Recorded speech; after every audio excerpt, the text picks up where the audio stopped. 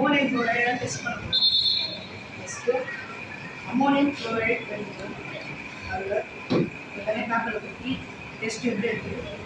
இப்போ water mix பண்ணணும்.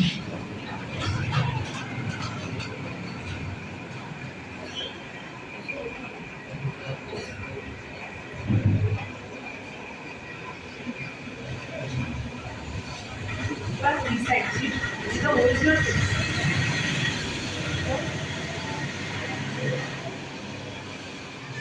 இப்போ நெஸ்லே ரியேஜென்ட்ல ட்ரை டெஸ்ட் கொடுக்கணும்.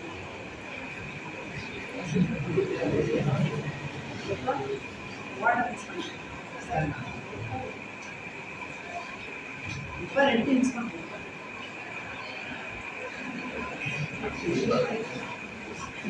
இப்போ 2 eggs.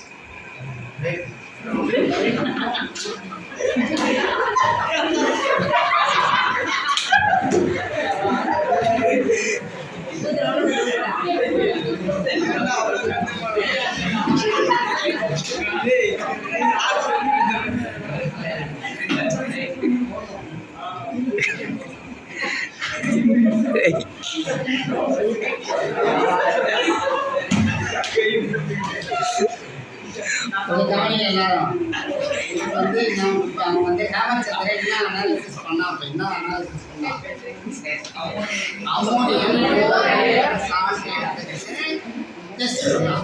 அமோனியம் குளோரைடில் ஆசிட் அடிக்கல் என்ன, அமோனியம் குளோரைடில் பேசிக் அடிக்கல் என்ன. இப்போ அமோனியம் எத்தனாவது குரூப்பு? அமோனியம் இருக்குதுன்றத நம்ம கன்ஃபார்ம் பண்ணணும். அந்த கன்ஃபர்மேஷன் டெஸ்ட் என்ன? நெஸ்லெஸ் டெஸ்ட். நெஸ்லெஸ் டெஸ்ட்னு சொல்லணும். இப்போ இந்த நெஸ்லெஸ் டெஸ்ட் செய்யறதுக்கு ஃபர்ஸ்ட் என்ன பண்ணிக்கணும்? சால்ட் கொஞ்சம் எடுத்துக்கணும்.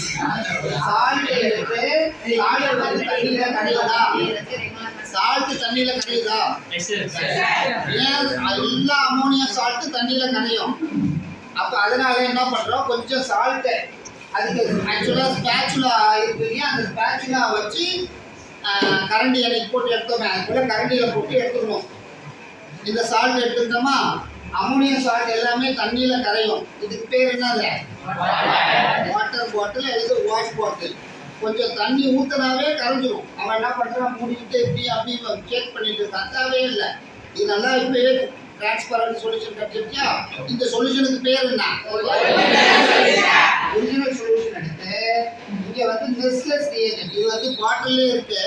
இதை ஏன் நம்ம டெஸ்ட்ல கூட அது என்ன கலர்ல இருக்கு, கிளியரா இருக்கா, அதில் இப்போ ஏற்கனவே ப்ரௌனாக இருந்து மறுபடியும் நான் ஏதோ ஏமாத்திரப்பல் ஆகிடக்கூடாது இல்லையா, அதனால நான் அதை டிரான்ஸ்பரண்ட் டெஸ்ட் டியூப்ல ஊற்றி உங்கள்கிட்ட காமிக்கிறேன்.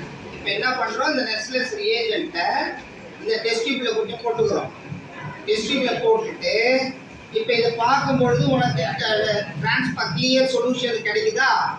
அந்த கிளியர் சொல்யூஷனில் வந்து என்ன பண்ணுறோம்? கொஞ்சம் போதும் இந்த இதை ஊற்றுறோம்.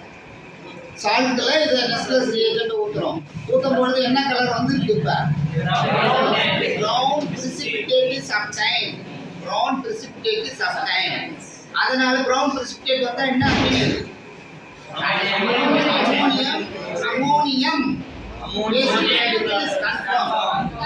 அமோனியம் இஸ் கன்ஃபார்ம்னு சொல்றோம். ஸோ அப்போ மறுபடியும் நான் சொல்றேன். இப்போ என்ன டெஸ்ட் ஹேமச்சந்திரன் ஆர்வமா எடுத்து என்ன டெஸ்ட் செஞ்சான்? சால்ட்ல அமோனியம் ரேடிக்கலை கன்ஃபார்ம் பண்ணலாம். அமோனியம் குளோரைடு ஆசிட் ரேடிக்கல் என்னது? ஏன் அதை குளோரைடு ஆசிட் ரேடிக்கல்னு சொல்றோம்? ஆசிட்ல இருந்து வந்தது. ஆசிடும் பேஸும் சேர்ந்து சால்ட் வருதா? இது எப்படி வருதுன்னா அமோனியம் ஹைட்ராக்சைடு ஹைட்ரோகுளோரிக் ஆசிடும் சேர்ந்து பிறந்தது. அதனால ஹைட்ரோகுளோரிக் ஆசிட்ல இருந்து வந்ததால இது ஆசிட் ரேடிக்கல். அமோனியம் ஹைட்ராக்சைடுல இருந்து வந்ததால இது வந்து அமோனியம்ன்றது என்ன? பேசிக் ரேடிக்கல். இப்போ பேசிக் ரேடிக்கல் அமோனியத்தை கன்ஃபார்ம் பண்றதுக்கு நாம நெஸ்லெஸ் டெஸ்ட் செய்யணும். அமோனியம் எத்தனாவது குரூப்னு கேட்டேன்? 0 குரூப். அப்போ அமோனியம் இதான் அமோனியம் சால்ட் எல்லாமே தண்ணியில் கம்ப்ளீட்லி சாலிட். அதனால தான் நம்ம தண்ணியில் ஊற்றி ஒரிஜினல் சொல்யூஷன் தயாரித்தோம். அப்போ நெஸ்லெஸ் ரியேஜென்ட் வந்து தண்ணி போலவே கிளியராக இருக்கும். அது நெஸ்லெஸ் ரியேஜென்ட் வந்து எப்படி தயாரிக்கிறாங்க அப்படின்றது நம்ம டெக்ஸ்ட் புக்லேயே கொடுத்துருக்கு. 11th செகண்ட் வால்யூம் புக்கில் கொடுத்துருக்கு.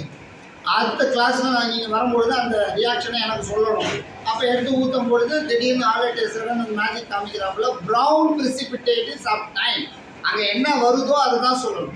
ப்ரௌன் precipitate வந்ததுன்னு சொல்லணும். therefore ammonium is confirmed. சரிதானா? சரி, தேங்க்யூ.